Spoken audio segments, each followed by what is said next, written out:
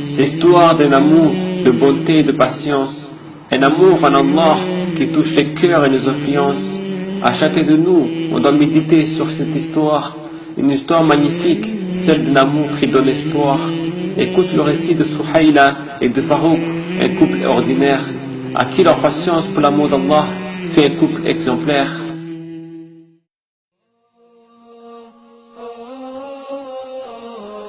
Farouk et Suhayla s'aimaient énormément et venaient de se marier. À peine 3 mois de mariage, un appel pour le djihad a été annoncé. Farouk doit partir à l'appel et partir pour combattre. Au moment de partir au djihad, il confia à sa femme 300 dirhams. Voici pour toi 300 dirhams, pour que tu puisses tenir pendant 3 mois.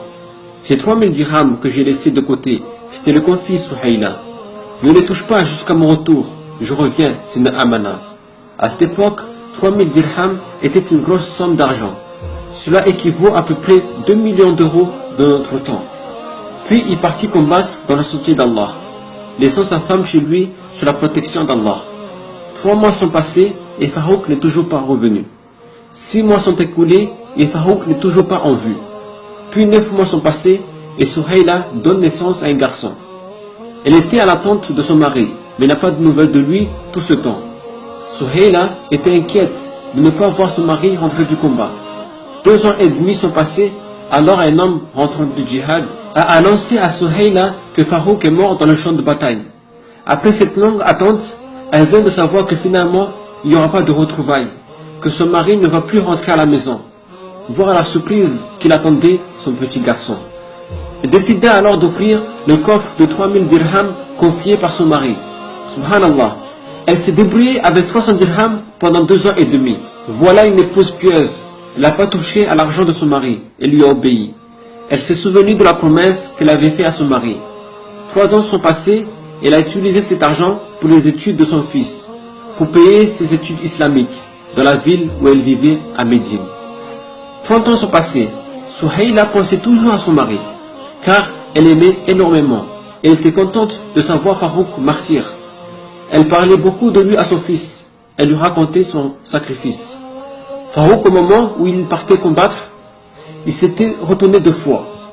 Puis regardait sa femme une dernière fois, et là sa femme le pousse en dehors de la maison, en lui disant « Crains Allah mon mari, et va-t'en, va chercher le paradis, et ne crains pas pour moi, car on se retrouvera là-bas, Inch'Allah. » Après ce moment-là, jusqu'à les 30 ans sont passés, Suhayla revoyait toujours cette scène de bonté.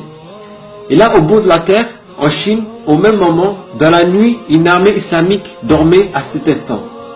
Un homme montait la garde pour surveiller les équipements. Cet homme regardait les étoiles et pensait à son passé. Il se souvenait auparavant qu'il avait une femme qu'il aimait et se demandait comment elle va, si elle est toujours en vie, si elle était remariée avec un autre homme ou si elle avait quitté son pays. Il se posait plein de questions, à lui rendre fou en pensant. Pendant 30 ans, il faisait le djihad, il défendait les musulmans. Et vous savez c'est qui cet homme? C'était Farouk, il était toujours vivant. Quand il avait goûté au djihad, l'amour du djihad était ancré en lui. Il ne pouvait plus s'arrêter pour combattre en Allah, il voulait le martyr. Cette nuit-là, il se posait beaucoup de questions sur Suhayla, jusqu'en devenant fou.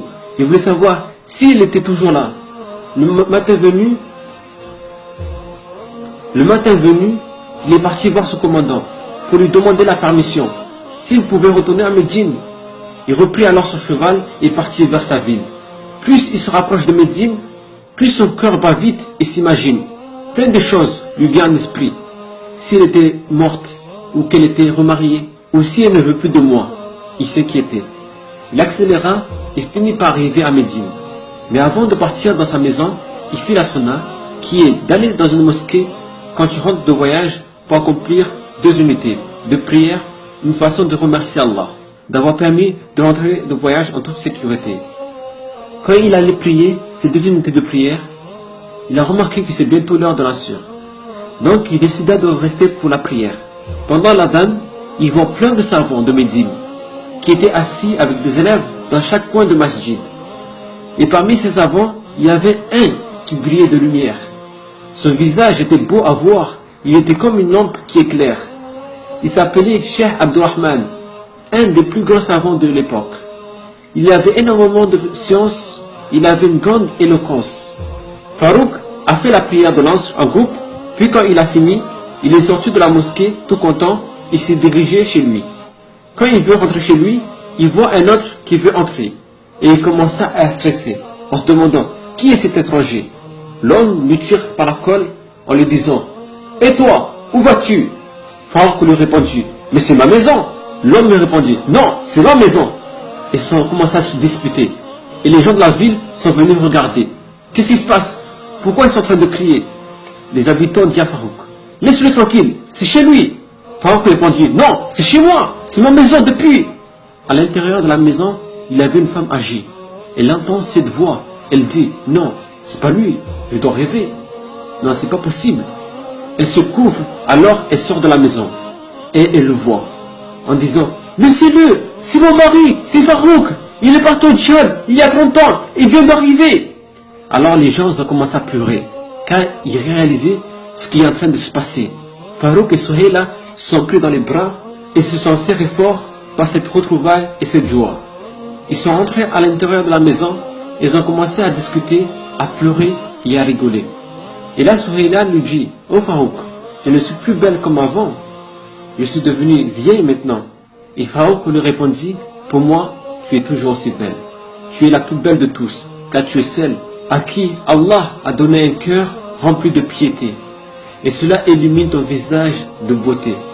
Et quand ils ont fini leur retrouvaille, Farouk repensa à ce qu'il avait laissé et demanda à sa femme, Souheila, tu te rappelles du coffret d'argent que je t'avais laissé?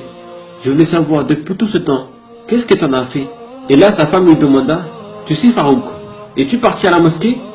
Farouk lui répond, oui, pourquoi? L'air étonné. N'as-tu pas remarqué quelque chose depuis ton départ? Il lui dit, si, j'ai vu plein de savants à la mosquée, masha'Allah. Il apprenait la science aux gens à chaque coin de la mosquée. Et celui-là lui dit, n'as-tu pas remarqué un savant particulier? Si, bien sûr, tu veux parler de celui qui est rempli de lumière? Il était beau à voir, lumineux, son visage était une lampadaire. Et là, celui-là lui dit, qu'est-ce que tu donnerais pour être cet homme? Je donnerais n'importe quoi pour avoir autant de science que lui. Et tu donnerais même 3000 dirhams pour être comme lui? Il lui dit, mais bien sûr, sans hésiter. Et si c'était ton fils? Si c'est mon fils, même plus je lui donnerai. Alors il lui dit, c'est ton fils, Abdurrahman. Allahu Akbar. C'est ton fils, Abdurrahman. Son fils était le plus grand savant de Médine, parce que sa mère a sacrifié tout son argent pour le dîn, pour que son fils ait une éducation islamique. Et là, Farouk était tellement content qu'il est sorti de la maison en criant, Cheikh Abdurrahman est mon fils, Cheikh Abdurrahman est mon fils, je suis Farouk, où est-il? Je veux voir mon fils. Et là, Cheikh Abdurrahman lui dit, je suis Abdurrahman. Et là, il s'est rendu que son fils était l'homme à qui il se disputait devant la maison. Et là, ils se sont pris dans les bras en pleurant. Et tout le monde commençait à pleurer dû à l'émotion. Et parmi la foule, il y avait un homme qui pleurait aussi. Et cet homme avait tenté de séparer Farouk et son fils. Et vous savez, c'est qui cet homme? C'est le plus grand savant, Imam Malik. Et qu'est-ce qu'il faisait là? C'était l'élève de Cheikh Abdurrahman, le fils de Farouk, dont il avait appris très jeune pour le Coran. Allahu Akbar, Allahu Akbar, Allahu Akbar. Regardez la patience et l'amour de cette femme, à qui Allah lui a donné un grand cœur, un grand amour en Allah et à son mari. Allahu Akbar. Il a patienté pendant toutes ces années. Il a utilisé cet argent-là pour l'éducation de son fils, et non pour la vie de ce bas monde, pour la richesse de ce bas monde. Il a préféré la religion d'Allah subhanahu wa ta'ala. Prenons exemple, nos sœurs, prenons exemple à cette femme à qui il a donné sa vie pour Allah subhanahu wa ta'ala. Et pour comment son fils, il va transmettre la religion d'Allah subhanahu wa ta'ala. Méditons cette histoire-là. Et maintenant, prenons conscience de l'importance de la religion. Faisons la religion comme priorité de notre vie et non ce bas monde comme priorité de notre vie. سبحانك اللهم بحمدك أشهد أن لا إله إلا أنت أستغفرك وأتوب إليك سبحان ربك رب العزة عما يصفون والسلام على المرسلين والحمد لله رب العالمين.